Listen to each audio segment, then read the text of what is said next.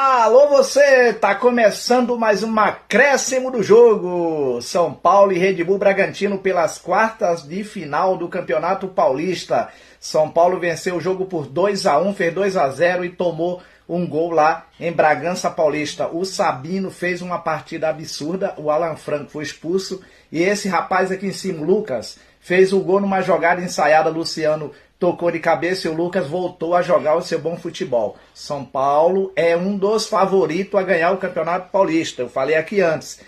E uma declaração infeliz aí do zagueiro do Red Bull Bragantino, eu acho que é Gustavo Marques o nome dele, falou que a federação não podia escalar uma mulher para apitar o jogo. Que machismo no dia de hoje, hein, rapaz? A árbitra é FIFA, velho.